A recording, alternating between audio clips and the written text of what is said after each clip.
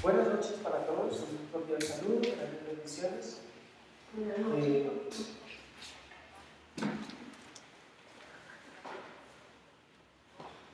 Estamos hablando sobre el carácter del creyente, ¿de acuerdo? El carácter del creyente con el cual nuestra vida ha sido equipada por medio del Espíritu Santo para poder hacer las cosas. Ese carácter específico que Dios ha puesto en nuestras vidas, que ha sido dado por el Espíritu Santo con el propósito de que podamos cada día hacer las cosas que Dios nos ha encomendado, tomar la autoridad de Jesucristo y avanzar en este proceso que el Señor nos ha entregado a sus hijos. Hemos hablado sobre todo lo que es el viejo hombre. Hemos estado hablando sobre el viejo hombre, la vieja naturaleza. Hemos dicho que el viejo hombre tiene que ver con una naturaleza pecaminosa, tiene que ver con una naturaleza de pecado, tiene que ver con un alma contaminada, tiene que ver con un espíritu entenebrecido, tal vez una ausencia, una ausencia del Espíritu de Dios en la vida del hombre. Hemos hablado de ese viejo hombre como una característica del hombre actual sin Dios. Hemos dicho que el hombre cristiano que ha nacido de nuevo, porque hemos hablado del nuevo nacimiento, es un hombre que ha dejado atrás el viejo hombre y que ha dejado la vieja naturaleza y ha adquirido una nueva naturaleza, ha adquirido una nueva vida en Dios, ¿de acuerdo? Eso lo hemos estado hablando este tiempo, relacionado con Colosenses 3, capítulo 1 al 17, pero no lo vamos a leer ahora, porque nos vamos a remitir, digamos que en este orden de idea de lo que hemos venido hablando, sobre el viejo hombre, que ha influenciado sobre el carácter del cristiano, ¿sí? Ese carácter que lo conforma su personalidad, que es su alma. El carácter está en el alma, en la personalidad del hombre. Y ese carácter ha sido influenciado por el viejo hombre. Y es un carácter, dice la palabra, que es viciado. ¿Sí? Está viciado, es decir, ya ha tenido un proceso en la vida del hombre que le ha hecho, se le ha formado como parte de su estilo de vida. Y eso es lo que el apóstol Pablo nos está diciendo, que debemos dejar atrás ese hombre viciado. Debemos morir a ese viejo hombre, a todas sus características. Recuerden que escribimos también en Gálatas capítulo 5, verso 19, Efesios 5, 3, y aquí habla de una cantidad de obras de la carne. Y dijimos que las obras son de la carne y el fruto es del Espíritu. Esto es algo importante para tener en consideración. El apóstol Pablo nos recuerda que necesitamos morir y dejar atrás, dejando atrás esa vieja forma de vida, ese viejo estilo de vida, ¿cierto? Pero hay algo maravilloso que nosotros como cristianos, y les decía la semana pasada, el domingo, y quiero enfatizarlo mucho más, es que no hemos entendido que hemos sido revestidos del nuevo hombre, de la nueva naturaleza de Dios, ¿de acuerdo?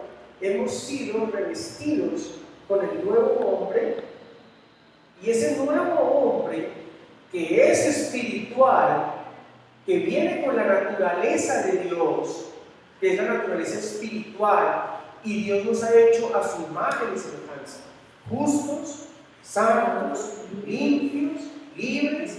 Esa es la naturaleza que hoy tenemos. ¿Por qué seguimos viviendo como esclavos? Del pecado. Porque si algo se genera vicio en nosotros, nos esclaviza. ¿De acuerdo? Y si nos esclaviza, somos esclavos de lo que nos esclaviza. Y si lo que nos esclaviza es el pecado, pues la esclavitud del pecado de nosotros no hemos entendido que hemos sido revestidos, que en nosotros hay una nueva naturaleza. Y eso quiero hablarles esta tarde.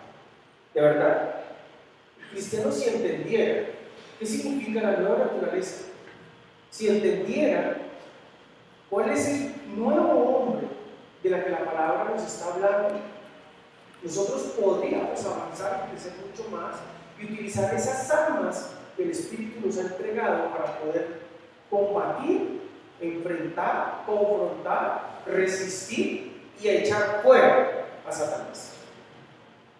¿De acuerdo? La palabra dice resistir al diablo y huirá de nosotros. La palabra dice que debemos estar firmes, ¿cierto? Porque Satanás anda como león rugiente buscando a quien devorar. ¿Sí? La palabra todo el tiempo nos está mostrando un adversario, el adversario del diablo, ¿sí? Lo anda mostrando como aquel espíritu inmundo que viene a tentar, que viene a provocar la vida de Cristo. Y como hemos salido del mundo de una naturaleza pecaminosa, y les hablaba del papel blanco, que por más que usted lo envuelve y lo devuelve a su lugar y lo aplanche, le van a quedar las vetas. Esas vetas son las que tenemos que ir quitándonos, y la palabra dice que vamos a ir siendo transformados. Y eso es lo que vamos a hacer esta noche. Entonces, revestirnos del nuevo hombre, es muy importante para nosotros. Efesios 4:24, vamos a mirar ese pasaje, vamos a mirar varios pasajes acá que son muy importantes de lo que tenemos que empezar a establecer. Y dice: y vestidos del nuevo hombre. Pero yo quisiera que leyéramos un poquito más. Primero, porque no miramos en el segundo libro de Corintios, capítulo 3. Por favor, guardemos la cita. Ahora pasamos a ella. Arrancamos con segunda de Corintios, capítulo 3. Segunda de Corintios, capítulo 3.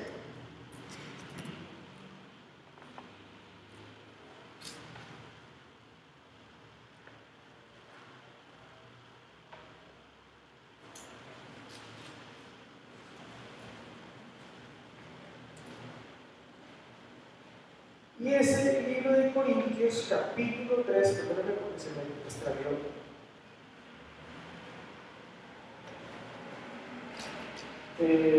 Ya, 3:12.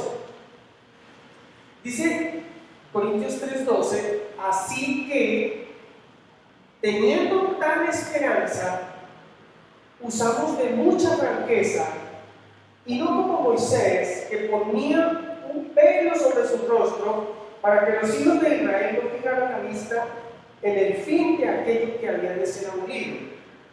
Pero el entendimiento de ellos se embotó, porque hasta el día de hoy, cuando leen el antiguo pacto, les queda el mismo velo no descubierto, el cual por Cristo es quitado. ¿Cuál es el velo que está hablando aquí la palabra? Es el velo de las obras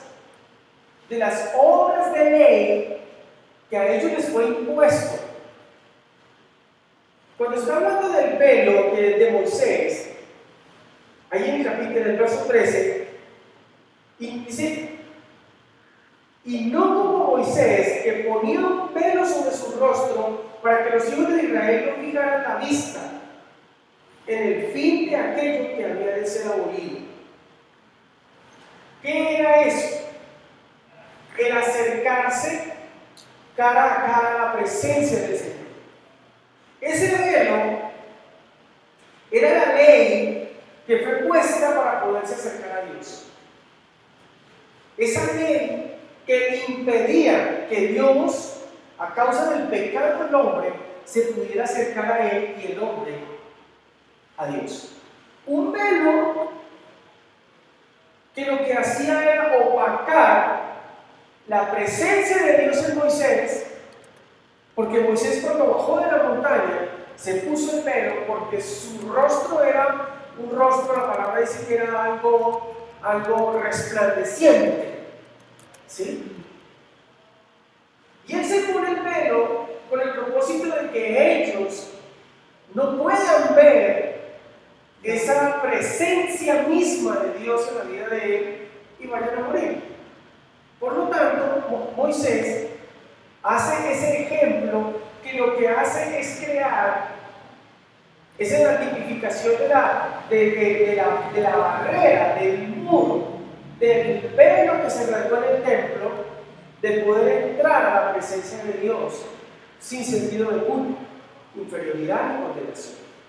Entonces dice aquí, y no como Moisés que ponía un velo sobre su rostro para que los hijos de Israel no fijaran la vista en el fin de aquello que había de ser abolido.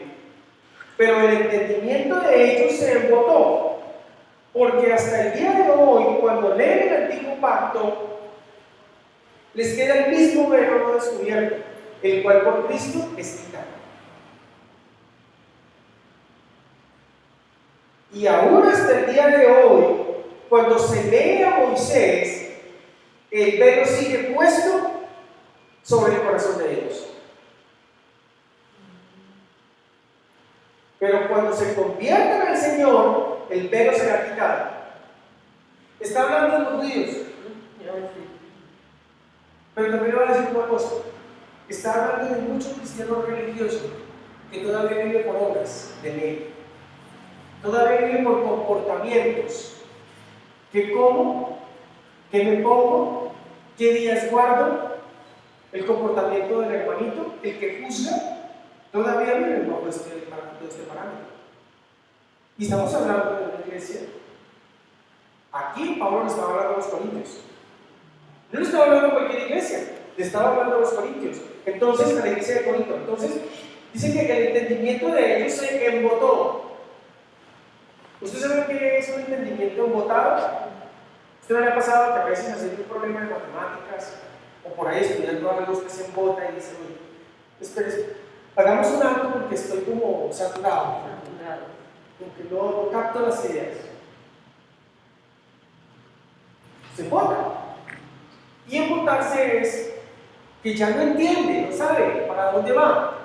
Dice aquí que ellos, el entendimiento de ellos se embotó, porque hasta el día de hoy, cuando leen todo lo que es el antiguo pacto, todo lo que es la ley de Moisés, la Torá, ¿sí? Todo el Antiguo Testamento que le llamamos nosotros, les queda el mismo velo no descubierto. Es decir, siguen pensando, ¿será que somos salvos o no somos salvos? ¿Será que Cristo ya vino o no ha venido? ¿Será que si peco me condeno? ¿No está ese velo todavía en la iglesia? Ese velo continúa. En muchos cristianos ese velo continúa. Todavía no están seguros de su salvación. ¿Cómo puede esa autoridad delegada por Jesucristo actuar por medio del Espíritu Santo en una persona que ni siquiera cree que es salva y que tiene que portarse bien para ser salva?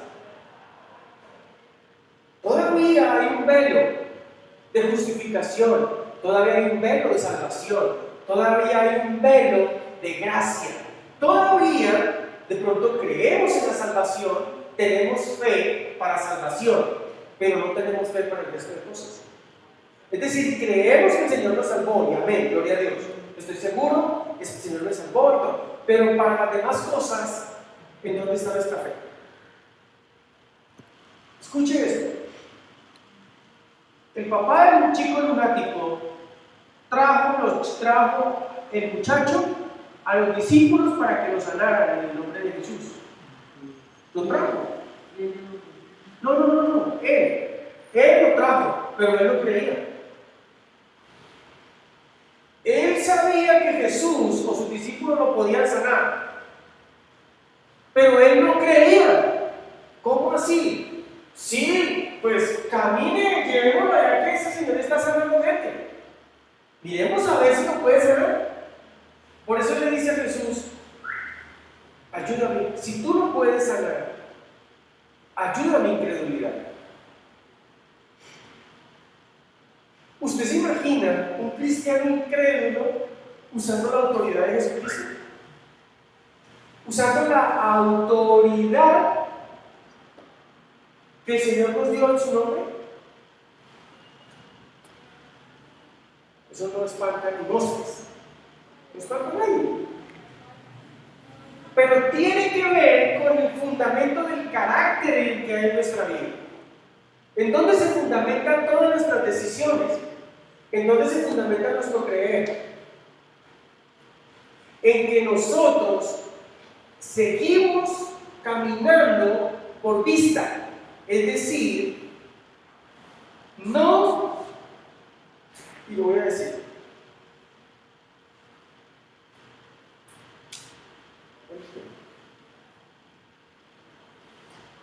no revestidos bajo el nuevo hombre, sino todavía haciendo la transición entre el viejo y el nuevo.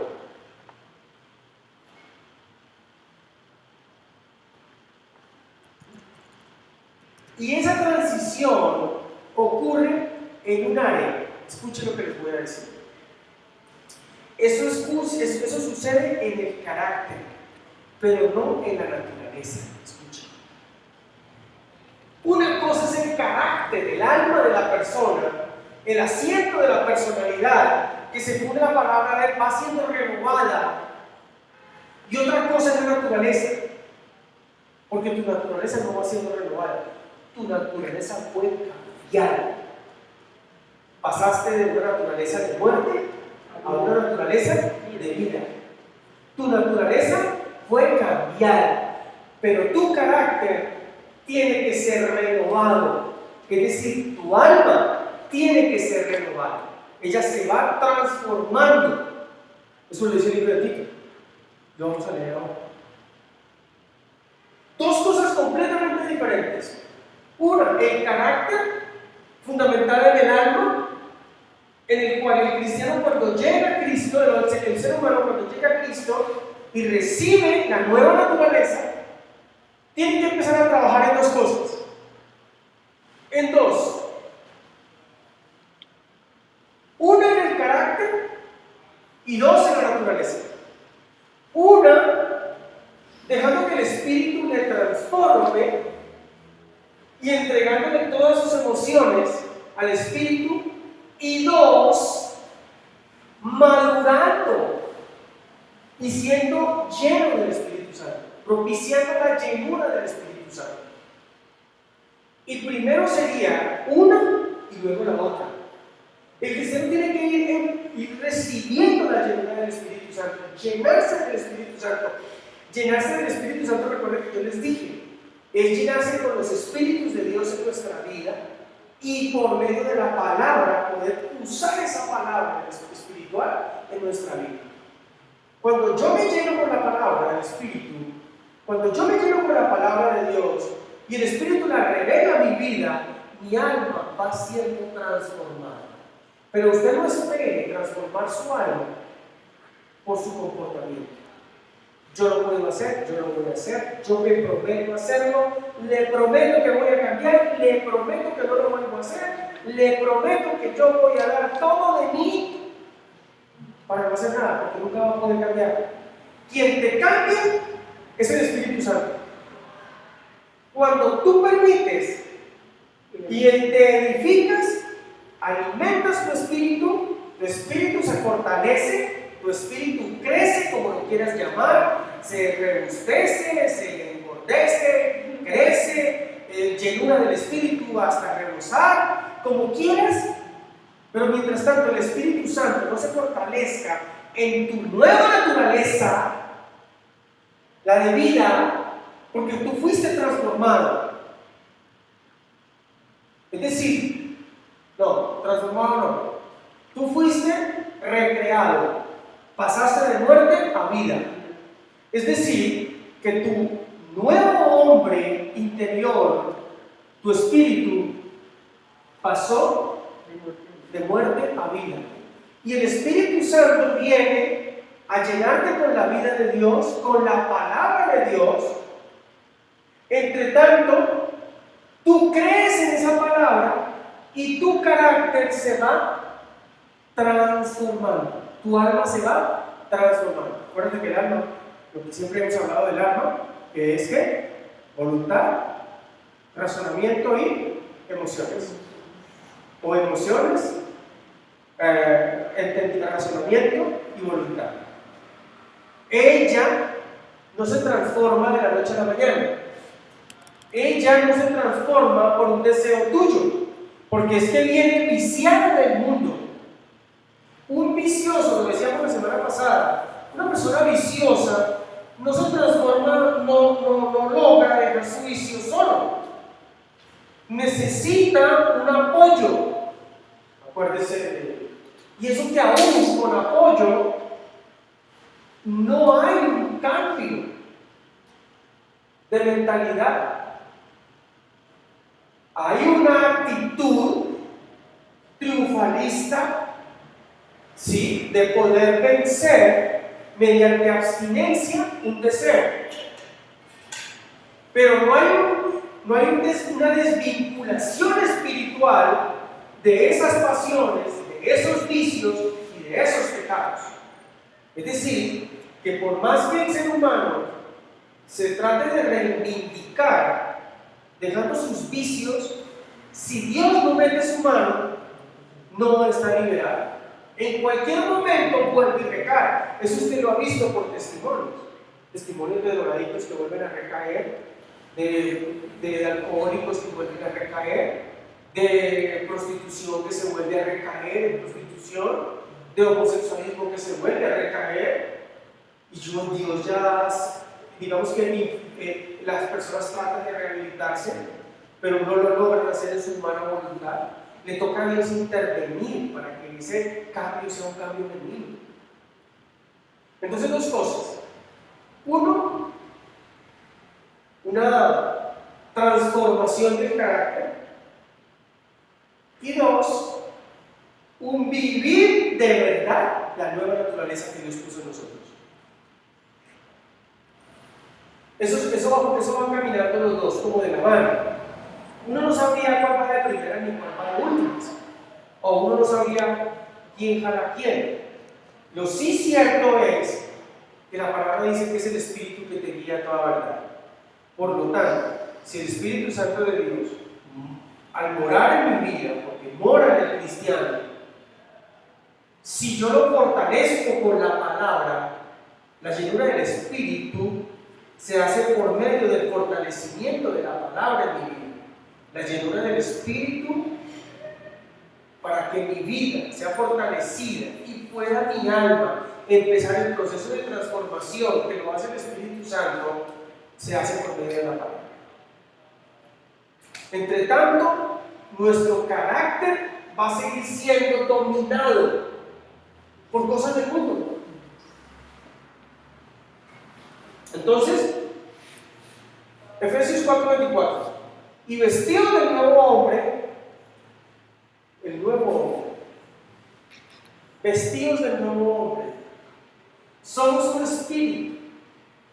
El nuevo hombre es un espíritu. El nuevo hombre es un espíritu.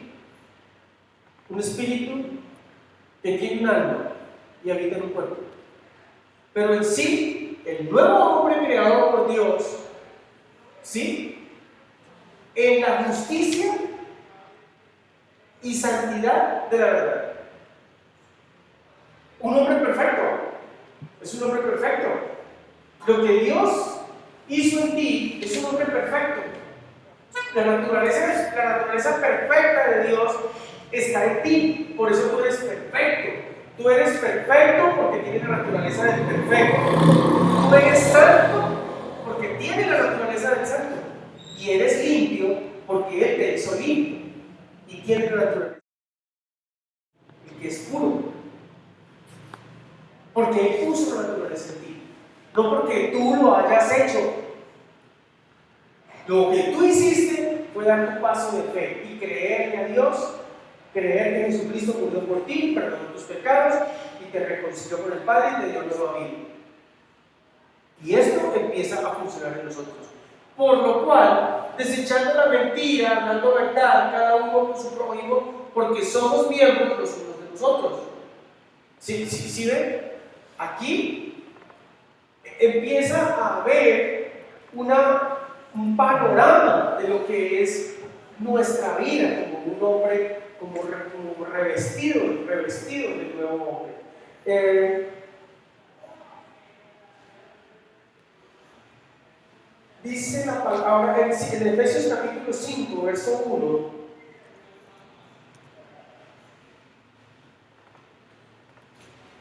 Hay algo aquí también de lo que tenemos que empezar a entender. La palabra habla de ser imitadores de Dios como hijos amados. ¿Sí? Ser muy imitadores de Dios como hijos amados y andar en amor como también Cristo nos amó y se entregó a sí mismo por nosotros. Ofrenda y sacrificio a Dios en olor fragante. Pero ser pues imitadores de Dios como hijos amados. Y esa sí es pesada. Imitadores de Dios. ¿Se imaginan? Imitadores de Dios. ¿Cómo podemos ser imitadores de Dios? ¿Cómo? Por medio del Espíritu Santo, que es el que nos guía a la verdad, que es Cristo. Y Él nos va a guiar en la palabra para que podamos nosotros vivir las promesas que Dios tiene para nosotros, creer en que lo que la palabra dice para nosotros es vida y poder poner por obra esa palabra. Y ser imitadores de Dios, ¿saben qué es? Amar. Y lo está diciendo ahí, vean. Andar en amor.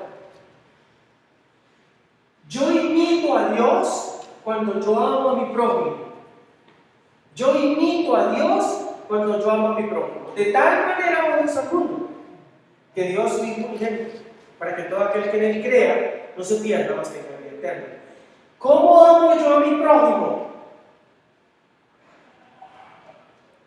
Llevándole huevitos, llevándole arrocito. No, yo amo a mi prójimo llevándole la vida de Dios a Él. Ese es el verdadero amor al prójimo. De que ellos conozcan de Jesucristo, conozcan el amor de Dios. Lo demás forma parte del carácter que debemos de tener con la gente, de servir, de dar, de bendecir. Pero el amor de Dios no. ¿Se acuerdan lo que dice en Corintios? Si yo hablase lenguas humanas y angelicales y no tengo amor, si yo hiciera cosas y no tengo amor, ¿cómo yo hago cosas y no tengo amor? Sí, claro, yo puedo ir al supermercado y comprar un mercado y venir y traérselo a una persona y entregárselo y salirme y no tengo amor.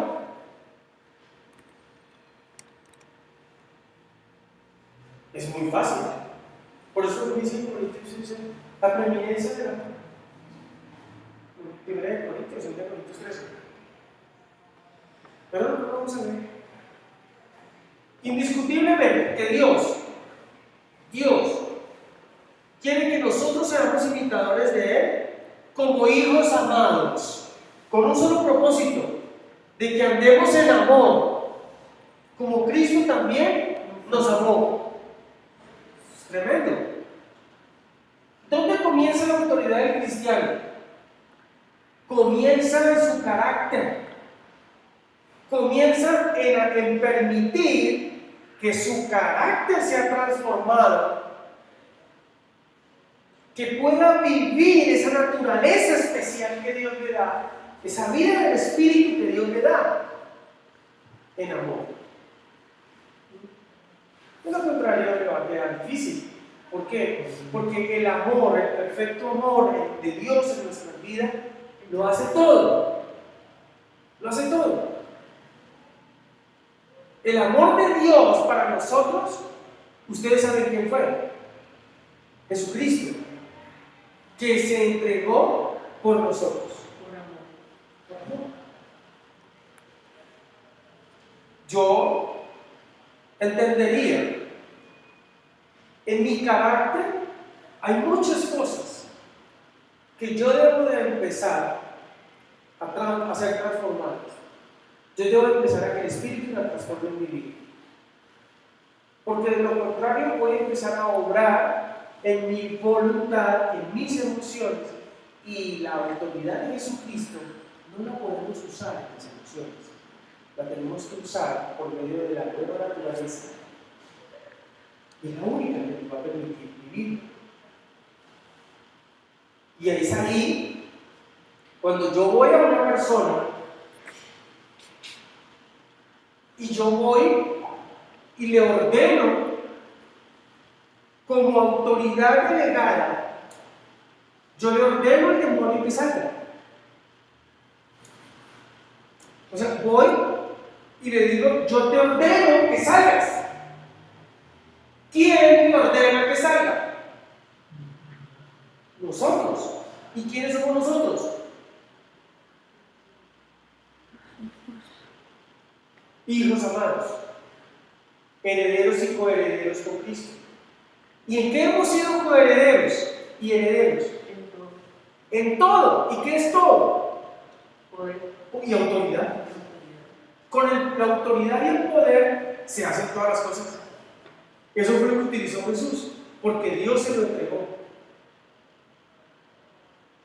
Lo último que le faltó, o lo último que le faltó no, porque Dios se lo entregó todo desde el principio, pero el hombre entregó el dominio de su vida a Satanás, y a eso le tocó venir Jesucristo a la tierra y bajar al infierno, a quitarle a Satanás el dominio, el poder y la autoridad que tenía, que nosotros le habíamos entregado, nosotros los hijos de Dios. Por eso Él viene a reconciliarnos con el Padre y a quitarle a Satanás su autoridad. Autoridad, las llaves que implican autoridad sobre autoridad de la muerte, del Hades y del infierno. Lo dice la palabra. ¿Qué nos compete a nosotros? Usar esa autoridad. Pero nosotros, entre tanto que estamos siendo transformados espiritualmente, transformados en nuestro carácter, es decir, transformando nuestra alma, nos embolatamos y perdemos mucho tiempo. Primero porque no reconocemos la nueva naturaleza que tenemos, que somos espíritu, que no somos de este mundo, que pertenecemos al reino de los cielos, que tenemos la vida de Dios en nosotros.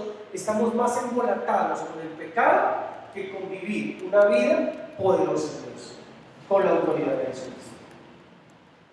Estamos batallando y luchando contra un adversario que ha sido derrotado.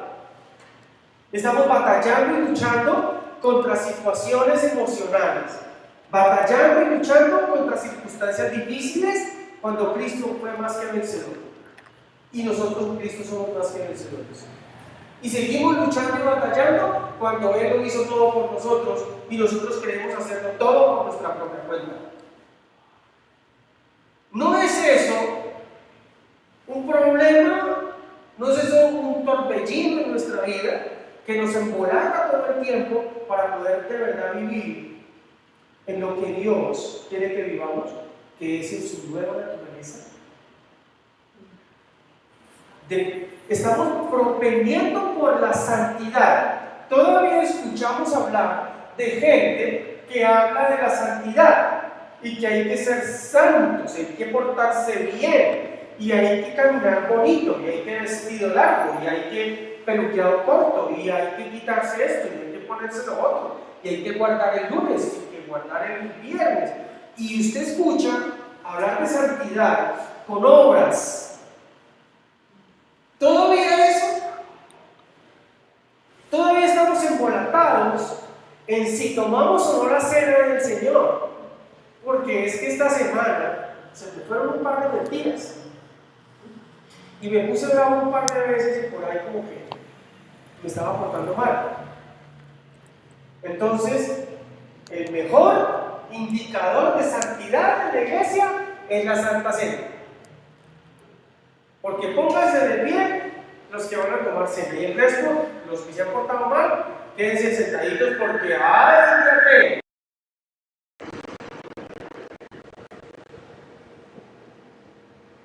Entonces nuestra vida no está al 100% alineada con el Señor.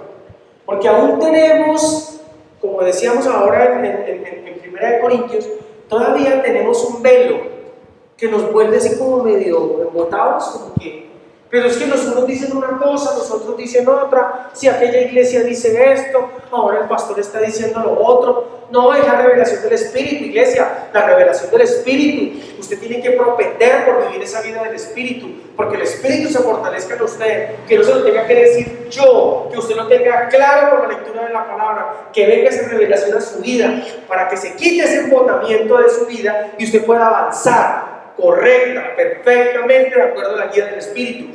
La santidad no es por obras, la santidad es una posición que Dios le dio a usted cuando volvió y lo trajo de muerte a vida, una posición de hijo, una posición de un miembro más de la familia de Dios. Santo significa apartado para la familia de Dios. ¿Y cuándo Dios lo apartó para su familia? Cuando usted volvió y se reconcilió con Él, no cuando se porta bien.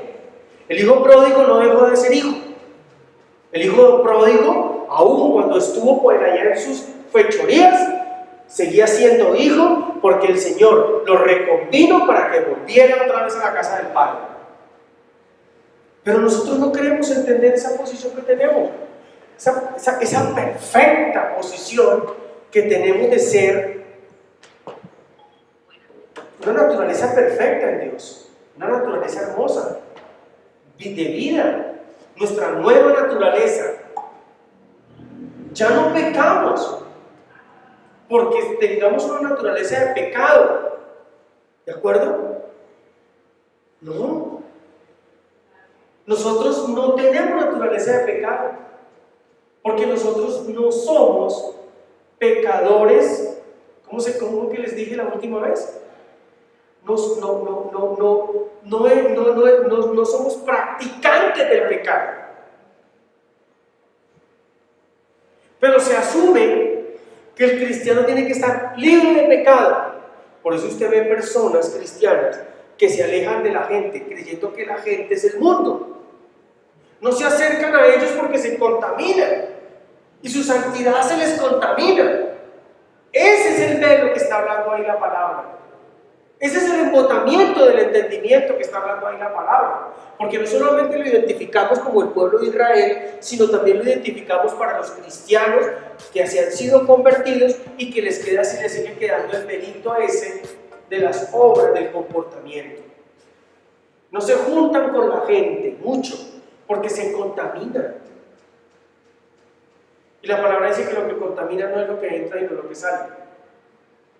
Eso es lo que dice la palabra. Entonces, nosotros debemos de entender qué fue lo que hizo Dios en nosotros, pero como que no lo hemos entendido, que por dentro todo el asunto es nuevo, aunque tengamos la misma carrocería. Por dentro estamos motor nuevo, 0 kilómetros,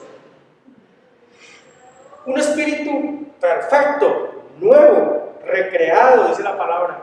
Un espíritu que el Señor coloca en nosotros cuando aceptamos a Jesucristo, la llenura del Espíritu Santo en nuestras vidas. El carácter de Pedro no había sido transformado. Escuchen, el carácter de Pedro no había sido transformado cuando llegó el Señor Jesucristo, porque todavía el Espíritu Santo de Dios no estaba en él. Pedro negó al Señor Jesucristo, pero en su carácter, Pedro aún no había sido transformado. Pedro estaba como discípulo, escuchando la palabra. Pedro seguía al Señor como discípulo. Pero solo hasta cuando el Espíritu Santo vino sobre él, fue que empezaron a pasar las cosas. Porque es el Espíritu Santo el que transforma nuestro carácter. Y si nuestro carácter es transformado, conscientes, entendidos, que el Espíritu mora en mi vida, está en mi vida, soy nueva creación, soy justo, santo, limpio, libre, próspero, todo lo que la palabra dice que soy, yo puedo empezar a entender con el entendimiento del Espíritu que mi alma tiene que ser renovada. Usted no es justo, santo y limpio porque usted obre bien, porque usted se porte bien, porque usted predique mucho la palabra. No, usted es justo, santo y limpio en la nueva naturaleza del santo de Dios, porque Él lo hizo así por Cristo. Usted no ganó nada, usted no hizo nada, lo hizo Cristo por usted. Por lo tanto, usted tiene la naturaleza de Dios porque Él la impuso sobre usted cuando usted aceptó a Cristo. Pero con esa nueva naturaleza y con ese nuevo estilo del Espíritu de Dios en nuestra vida, Él es el que nos va llevando a una transformación. Él es el que nos va llevando a una regeneración de nuestra alma. Y entonces vamos sometiendo toda la carne al Espíritu. Sometiendo la carne al Espíritu. Sometiendo la carne al Espíritu. Pero es un proceso que dura tiempo. Dura tiempo. ¿Cuántas personas pueden obrar en la autoridad de Jesucristo y echar fuera demonios? Que uno los vea salir corriendo los demonios, que uno vea caer a la gente liberada, que vea a los enfermos sanar. ¿Cuántos hay así? Todos aquellos que su alma ha sido restablecida, ha sido transformada por el Espíritu Santo, y aún así ellos siguen creciendo, porque no todavía han alcanzado la plenitud, la estatura de la plenitud de Cristo. ¿Cuándo la alcanzan? Cuando sus cuerpos sean transformados, ya no estarán aquí en la tierra. Entre tanto van a cometer errores, entre tanto van a haber muchas dificultades, entre tanto la palabra dice que la carne tira para un lado y el Espíritu tira para el otro. Pero esa es nuestra esencia. Pero la pregunta es, ¿vamos a seguir en el mismo lugar? ¿Vamos a seguir lo mismo? ¿Luchando contra nuestras emociones todo el tiempo? Entre tanto que yo lucho contra mí, en mi carácter para transformarlo, no permito que el Espíritu Santo lo transforme. Y es la gracia de Dios el que transforma mi vida. La gracia es su amor y su bondad por medio del Espíritu Santo. Cuando tú crees la palabra, empieza a transformarte. Tú no mueves un dedo. Hay gente que no le gusta que no hable de esto. No mueves un dedo, solo crees. Le cuesta al mundo cristiano, a la iglesia cristiana creer, que con creer todo es posible, lo dice la palabra de Marcos. Porque al que cree, todo le es posible. ¿Y de qué está hablando la palabra allí? En Marcos capítulo 9. ¿Qué significa el que cree todo es posible? No dice que al que hace todo es posible, sino al que cree. ¿Por qué? Porque Jesucristo hizo todas las cosas. Todo lo hizo. La palabra dice que en Él, por Él y para Él, fueron creadas todas las cosas. No dice una cosa, no dice dos cosas, no dice solo la salud, no dice solamente lo económico, no dice todo fue creado por Él. En Él, en Cristo. Por Él lo hizo y para Él. Yo cuando leo ese pasaje, yo digo, esto es todo lo que yo necesitaba. Porque en Él, yo fui creado en Cristo. Yo fui creado por Cristo. Y yo fui creado para Cristo. Por lo tanto, de Cristo soy. Porque por cualquier lado, soy de Él. Si yo entiendo este principio de vida, yo voy a poder crecer mucho más. Pero nos encerramos a tratar de vivir y de hacer. Pero Dios lo hizo todo por nosotros. El cambio que tú tienes que tener y el cambio que yo debo hacer en mi vida, lo hago por medio de Cristo y de la palabra, por medio de su Espíritu y la palabra. Si yo creo que Él dice Que yo soy justo, no porque yo me haya portado bien, sino porque Él lo hizo por mí. Si Él dice que soy transformado, y no lo digo por mí mismo, sino porque Él lo dice, y Él lo hará por mí. ¿Cuándo usted ha visto que una persona pueda transformar su vida? Yo no he podido ver a una persona transformar su vida si no lo hace el Espíritu Santo. Pero es que yo soy así, ese es mi carácter. Yo vengo de una región que es así. No, ese es el mundo. Pero la palabra dice que tú lo puedes hacer y que tú puedes ser transformado y puedes ser renovado. La palabra dice que si alguno está en Cristo es nueva criatura. ¿Sí? Si nosotros estamos en Cristo, eso está en 2 Corintios 5:17. Si estamos en Cristo, ¿somos qué? Nuevas criaturas. Si estamos en Cristo, somos nuevas criaturas. Si alguno está en Cristo, nueva criatura. Las cosas viejas pasaron y aquí todas son hechas nuevas. Bien, pero quiero que veamos un poco en el libro de Tito, capítulo 3, verso 5.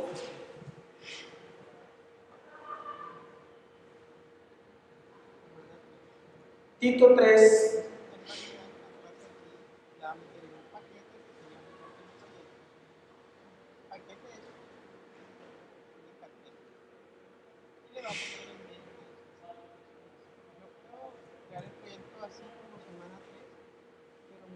Dice Tito 3:3, vamos desde el 3:3, Tito 3:3. Dice, porque nosotros también éramos en otro tiempo insensatos, rebeldes, extraviados, esclavos de concupiscencia y de deleites diversos, viviendo en malicia y envidia, aborrecibles y aborreciendo los unos a otros. Me gusta la forma como lo expresa Tito. Sí, me encanta esa forma. Porque también nosotros éramos en otro tiempo insensatos. ¿Y eso para qué sería así? Éramos. Qué fe la de Tito.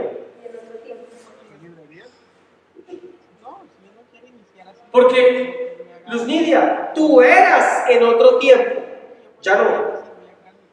Insensata, rebelde, extraviada, esclava de concupiscencias y deleites, viviendo en malicia y envidia, aborrecible y aborreciendo a otros. En otro tiempo, te dice la palabra que tú vivías así, es decir, que ahora ya no vives así. Vamos al otro. Pero cuando se manifestó la bondad de Dios, la gracia, les he dicho que la gracia es el amor y la bondad de Dios manifestada en Jesucristo, hecho hombre, para morir en la cruz por nosotros, para darnos todo lo demás, porque con el sacrificio llegó todo. Dice, pero cuando se manifestó la bondad de Dios, nuestro Salvador, y su amor para con los hombres, nos salvó, no por obras de justicia que nosotros hubiéramos hecho. Recuerden que les enseñé hace como 2 años, obras de justicia, ¿cierto? Obras de justicia, obras que nos hacen justos. No caben en Dios. Las únicas obras de justicia las hizo Jesucristo, pero nosotros no. Por obras de justicia que nosotros hubiéramos hecho, no salvos por obras de justicia que nosotros hubiéramos hecho, sino por su misericordia. Gracias se llama eso. Entonces, amor, bondad y misericordia, la gracia de Dios.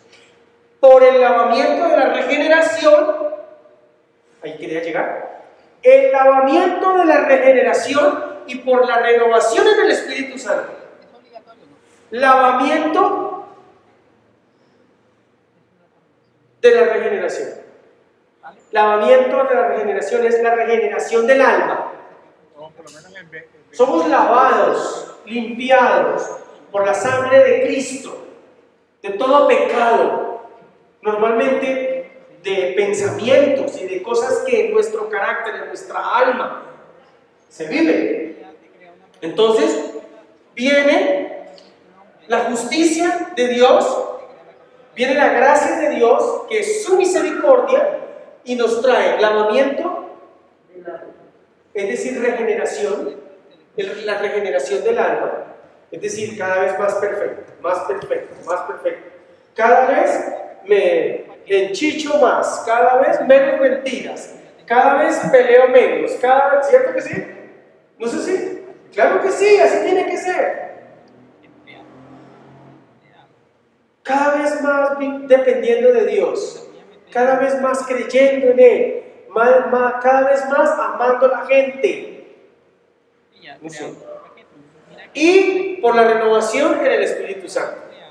¿Se acuerdan que les hablé de las dos cosas que nosotros tenemos que hacer?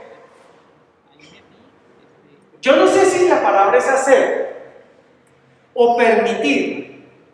Son las dos cosas que en nuestra vida deben ocurrir. Una, la regeneración de nuestra alma, para ir creciendo. Lo dice Proverbios, ahora lo vamos a leer. Vamos a ir creciendo. Nuestra alma se va a ir, ¿cómo le digo? Liberando de cosas y limpiando, y cada vez más blanca y más blanca. Y eso significa una escalera que sube y sube y sube. Y la segunda es la renovación en el Espíritu Santo. Esta me gustó muchísimo. Dice el lavamiento de la regeneración y por la renovación. Mire que hay dos cosas. Por el lavamiento de la regeneración y, segunda, por la renovación en el Espíritu Santo. ¿Por qué por la renovación en el Espíritu Santo? ¿Cómo así la renovación? Esa ahí me quedó patinando, ¿no les parece a ustedes que hay un patín ahí? ¿Cómo así que por la renovación del Espíritu Santo? ¿Cómo así eso? Bueno, ¿qué dice Romanos 12:2?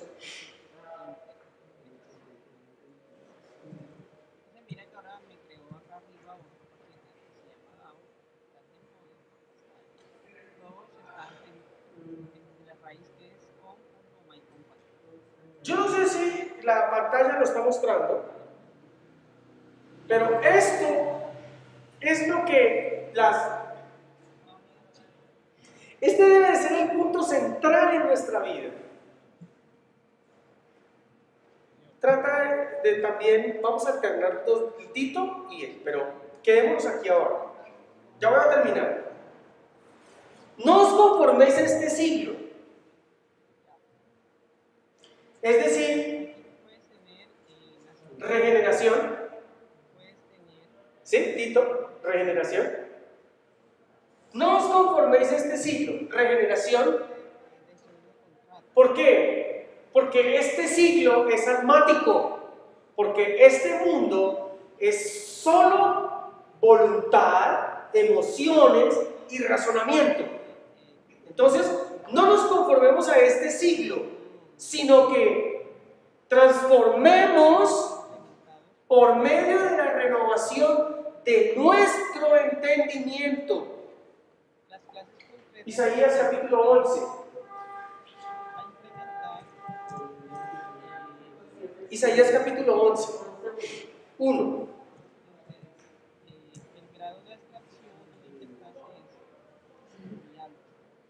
Verso 2, Isaías 11:2. Y reposará sobre él, sobre Jesús, después del bautismo, la vara, el retoño que reposa sobre se me olvidó, el tronco, el vástago que retoña, ¿sí? Sobre la vara, el tronco de Isaí, Jesucristo, ¿sí? De la descendencia de David. Y saldrá de Jesucristo, ¿cierto? Dice, y reposará sobre él el Espíritu de Jehová. ¿Cuál es el Espíritu de Jehová? Espíritu de sabiduría, espíritu de inteligencia, aquí está. Es el mismo de entendimiento. La inteligencia tiene que ver con el entendimiento de las cosas en el ámbito humano, pero en el ámbito espiritual, ahí en esta Biblia, Reina Valera 1960, habla del espíritu de inteligencia, pero tiene que ver con entendimiento. Inteligencia tiene que ver con entendimiento. Y cuando allí, en el otro pasaje, habla de la renovación de vuestro entendimiento, es decir, la revelación de Dios, de su palabra en nuestras vidas. Entonces, por medio de la revelación de la palabra en mi vida, quiere decir la renovación de vuestro entendimiento. ¿Cómo entiendo yo hoy las cosas? Por ejemplo, ¿para qué entiendo que es la cena del Señor? Primero, no es santa. La Biblia no dice que es santa cena. Dice que la cena del Señor. Bueno, está bien, llamémoslo santa. Tan bonito el nombre, ¿ok? Pero hablemos de lo que significa la cena del Señor o la santa cena. ¿Qué significa? Significa un termómetro que mide la santidad de los cristianos en las iglesias y un ridiculizador de los cristianos en las iglesias y un menoscabador de justicia, porque si uno mira para adelante y ve que el hermano de adelante se sentó y no se paró porque no estaba en santidad, como le llaman, pero es que la Santa Cena no es para eso.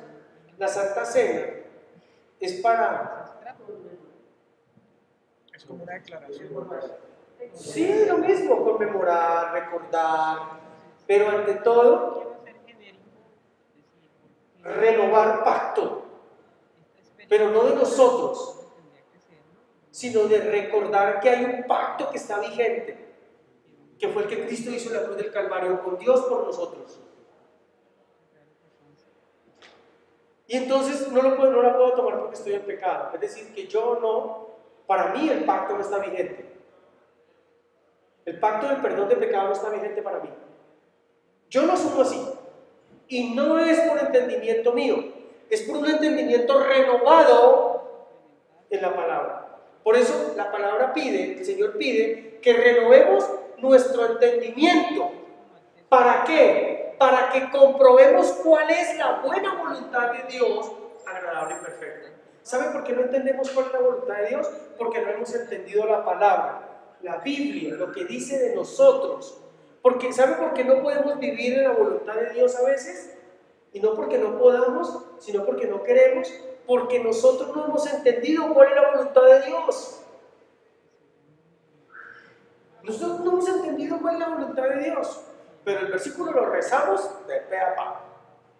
Y cuando empezamos a decir, para que comprobéis cuál será la buena voluntad de Dios, decimos, buena, agradable y perfecta, porque no sabemos es el último pedacito. Todo el versículo no lo sabemos, que es bien largo. Pero en la renovación del entendimiento implica que hay que renovar un entendimiento que no sirve, que es el humano, el académico, el teológico, y permitir que venga el espíritu de entendimiento de Isaías 11, con el que Jesús fue equipado para poder hacer el ministerio y entender la palabra que venía del Padre. De lo contrario, el cristiano no va a poder vivir la vida que tiene que vivir si la revelación del espíritu de inteligencia de la palabra no está en nosotros, o de entendimiento, no está en nosotros. Recuerden que les he hablado sobre esto, que es el candelero que estaba en el lugar santo. Recuerden, el candelero está en el lugar santo. El lugar santo tipifica el alma del hombre. Y es allí donde el candelero muestra su mayor esplendor por medio de Jesucristo. Y es Jesucristo el dador de esto. A Él se le fue entregado esto. Porque recuerden que Él estuvo aquí en la tierra con nosotros, 100% hombre y 100% Dios. Todo el que diga que Jesucristo no vino a la tierra siendo hombre es falso profeta. Eso es lo que dice la palabra. Esto nos permite hacer, devolvémonos a Corintios, a Romanos. Entonces, no nos conformemos a este siglo, sino que nos transformemos por medio de la renovación de nuestro entendimiento. Mi hermano, cuando la vida de Dios en nosotros, cuando el Espíritu Santo de Dios en nosotros nos revela la esencia de la palabra, por eso la palabra rema es una palabra perfecta. es una palabra, es una palabra en un momento específico para una persona específica en un tiempo específico. Es una palabra específica. Por eso lo que Dios te habla a ti, de pronto no se lo va a hablar al mismo tiempo, no te lo va a hablar a ti, ni te lo va a hablar a ti. Hoy te lo habla a ti, de pronto pasado mañana te lo va a hablar a ti. Pero la palabra de Dios se mueve, la revelación de la palabra se mueve en un tiempo específico, en un momento específico, para una persona específica, en una actividad específica. Es específica, la revelación es individual, no es colectiva. Porque mientras yo estoy aquí, entregándoles una palabra rema, aquí, allá, en la congregación, habrá personas que andan volando en otra cosa y que sus mentes están pensando en otra cosa. Mientras yo estoy enseñando la palabra, habrá mucha gente que está diciendo qué tonterías habla, qué bobadas habla, qué está hablando. O son religiosos, andan metidos en otras filosofías. Y solamente aquel que quiera en el Espíritu recibirla y que anhele, que tenga sed de la palabra, que sea un pobre de espíritu, que desee colgarse permanentemente del Espíritu de la palabra, lo podrá entender. Y los demás quedan iguales. Es como cuando uno suelta una palabra, lo que hablábamos el domingo con relación al temor. Estamos hablando de que el espíritu de temor, el temor es un espíritu inmundo, colocado por Satanás, que atormenta la vida de las personas, para que las personas a toda hora anden toteadas de miedo. Porque la palabra dice que Dios no ha puesto en nosotros ningún espíritu de cobardía ni de temor. Entonces, si Dios está con nosotros, ¿quién estará en contra de nosotros? Es la pregunta, pero es la aseveración, tratando de decir, si Dios está conmigo, yo no veo en el universo quién pueda estar en contra mío. Mírenlo. Si para ti Dios es el gran yo soy, el Señor de señores, el que la palabra dice que el universo reposa en el hueco de su mano, ¿quién cree que puede estar contra usted? Si usted es el Hijo de Dios, si usted es hijo de Dios. O sea, cuando tú dimensionas eso, la verdad que tú no le temes a nada. A nada. Y por más ataques, por más tentaciones, por más provocaciones del diablo, usted está firme. Por más que le digan que esto se lo va a devorar, el COVID-19, el 20, el 21, el COVID-22, el 233, usted está firme en el Señor, creyendo lo que la palabra dice. Cero temor. ¿Y sabe cómo llega la firmeza de nuestra vida? La palabra dice que el perfecto amor echa fuera el temor.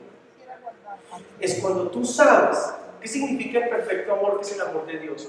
Cuando tú sabes que Dios te ama tanto, tanto, y que tú eres hijo, y que tú has podido vivir ese amor, y de ese mismo amor le das al Padre, que es lo que dice la palabra, y que vives en amor, que tú dices, no, es que Dios, o sea, es que el Padre me ama mucho, me ama tanto.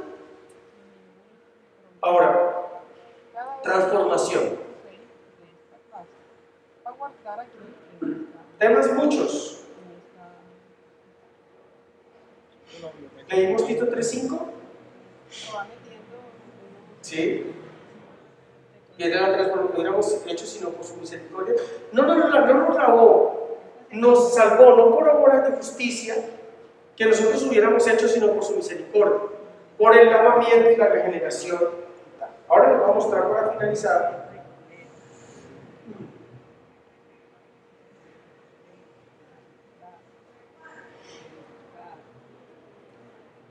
Segunda de Corintios 3:18, ¿ya lo vimos? Y Proverbios 4:18. Segunda de Corintios 3:18. Por tanto, nosotros todos, mirando a cara descubierta, como en un espejo, la gloria del Señor, somos transformados de gloria en gloria, en la misma imagen como el Espíritu del Señor. ¿Somos qué? ¿De qué? De gloria en gloria. Somos transformados de gloria en gloria, no de reino en reino. ¿Y por qué somos transformados de gloria en gloria? ¿Y qué significa de gloria en gloria? ¿Qué significa que por tanto nosotros todos mirando a cara descubierta, como en un espejo, la gloria del Señor, somos transformados de gloria en gloria en la misma imagen como por el Espíritu del Señor? Que vamos creciendo a la imagen de Jesucristo, siendo transformados de gloria en gloria. ¿Cómo lo hizo Él?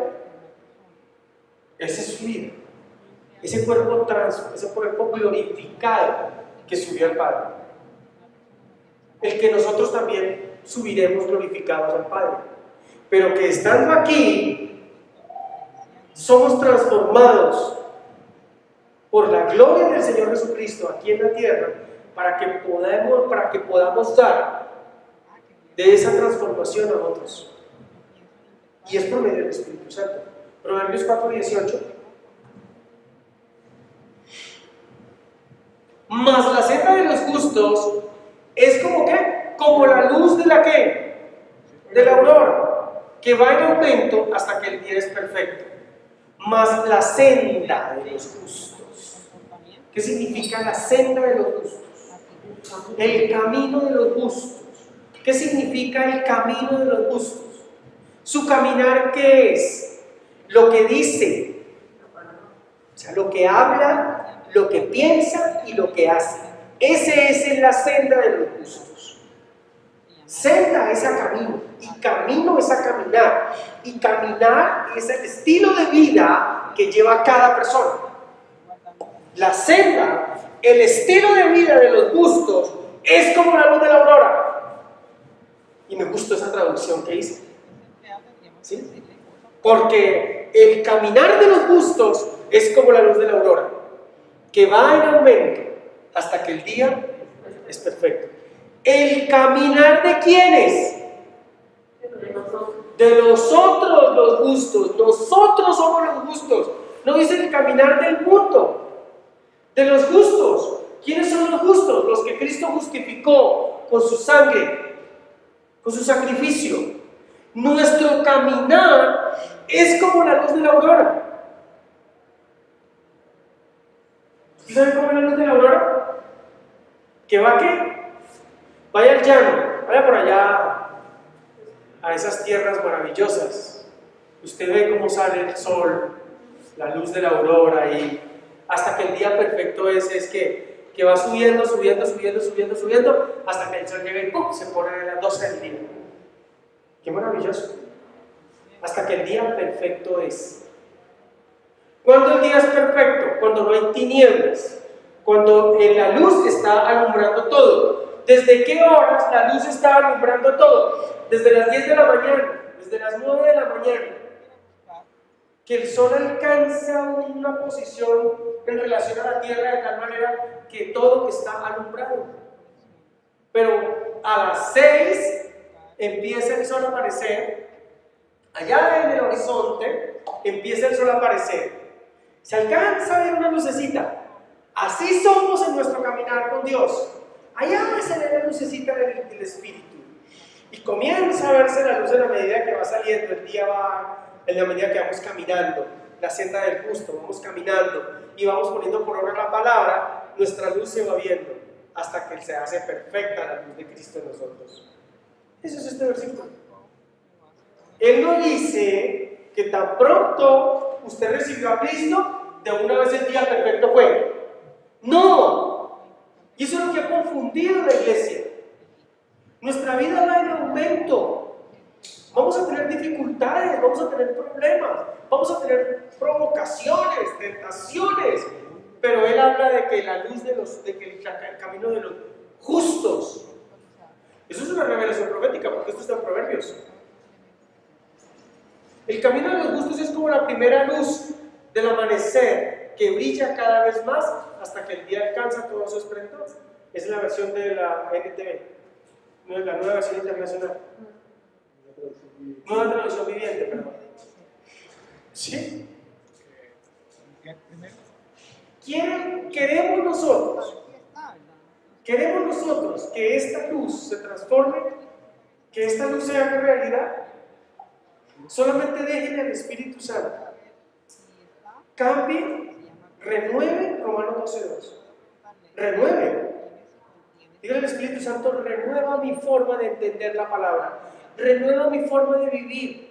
Porque yo quiero vivirla a mi manera. Yo quiero entender la Biblia a mi manera. Pero a mi manera no lo voy a poder entender porque la Biblia es un libro espiritual y es revelada por el Espíritu Santo. Por ejemplo, por eso, si usted le mete entendimiento humano, se la tiró. Y eso es lo que está lleno hoy, las iglesias y los templos, de puras traducciones y entendimientos humanos, no de palabra revelada. Por eso les molesta tanto hablar de la gracia, y les molesta que se hable de la gracia, porque hablar de la gracia es en verdad. Ahora, la gracia perfecta del Señor Jesucristo, su amor, su misericordia, su bondad, todo lo que ha hecho por nosotros, no la desfachatez de lo que muchos han entendido por gracia, que ya eso es simplemente una maquinación humana para poder hacer lo que quieren hacer, lo que se les da la gana.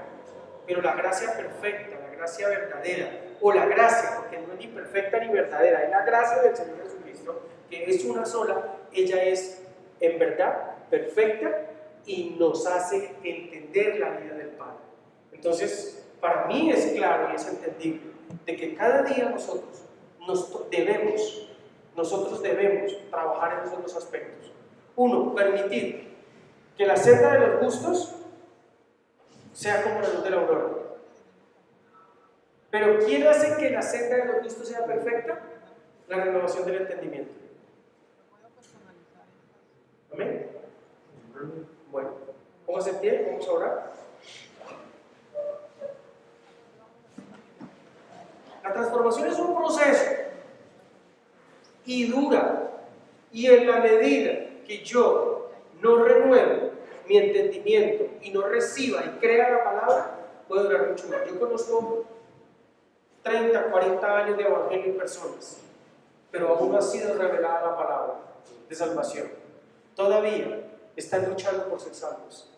Eso me parece triste, muy crítico, que no hayan cambiado. Ahí toca que apliquen Romanos 12:2 urgente, que se pongan, que en lugar de, bueno, que también se pongan la vacuna de Romanos 12:2. Pongan la vacuna de Romanos 12:2 y verá que van a entender de que lo más importante es entender que si Dios está conmigo, ¿quién está en contra de mí? Ni un bicho, ni un virus podrá contra mí. Y no porque no pueda, y no porque no me pueda picar el bicho, sino porque no temo, ¿sí? No me condena, no me desespera, no me quita la paz. Y si a causa de mi estado de salud y de la situación pandémica, el Señor toma mi vida, gloria a Dios. Eso es renovar mi forma de entender las cosas.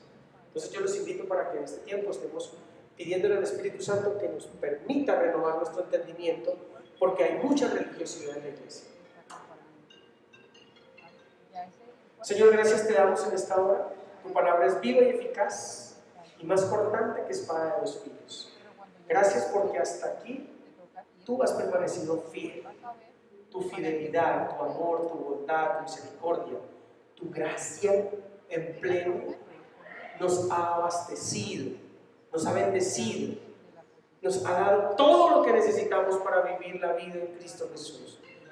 Padre, gracias en esta hora, porque sabemos, Señor, que nuestra vida depende de ti y confío en ti.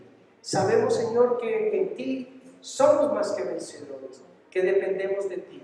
Te entregamos nuestras emociones, te entregamos nuestra alma, toda nuestra voluntad a ti.